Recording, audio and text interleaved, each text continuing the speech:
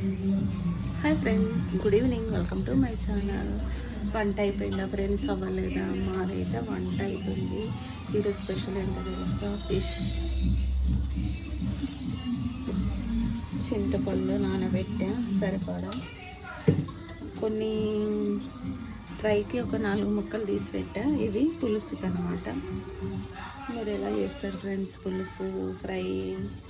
మేమైతే ధనియాల పొడి, జీలకర్ర, మెంతులు, ఎండు కొబ్బరి, కొంచెం షాజీరా, లవంగాలు, ఇలాచి, కొన్ని పల్లీలు, కొంచెం ఉల్లిగడ్డ నూనెలో ఫ్రై చేసి చింతపండు అన్నీ కలిపి మిక్సీ చేసి ఇవి ఫిష్ ముక్కలు నూనెలో ఫ్రై అయినాక అది వేస్తాం.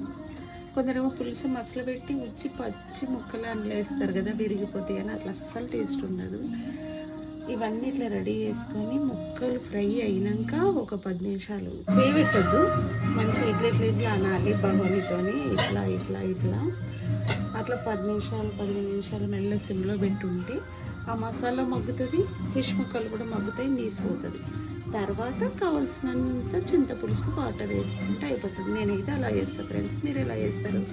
ఫ్రై అనుకో, ఆ ముక్కలకు ఉప్పు, కారం, అల్లం, పసుపు పట్టించేసి జీలకర్ర, మెంతులు పొడి వేసేసి నూనె కొంచెం పోసుకుంటా ఉల్టా సీదా ఫ్రై చేస్తా. కొందరేమో నూనె పోసి బజ్జీలా దేవుతారు కదా, అట్లా ఎక్కువ నూనె పడుతుంది. అట్లా కాకుండా ఈసారి ట్రై చేయండి.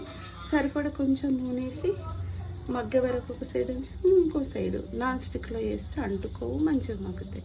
ఓకేనా ఫ్రెండ్స్? మా డిన్నర్ అయితే ఫిష్. మీరేం చేస్తున్నారు? ఎలా చేస్తారు ఫిష్? కామెంట్ బాక్స్లో కామెంట్ చేయండి. Bye friends.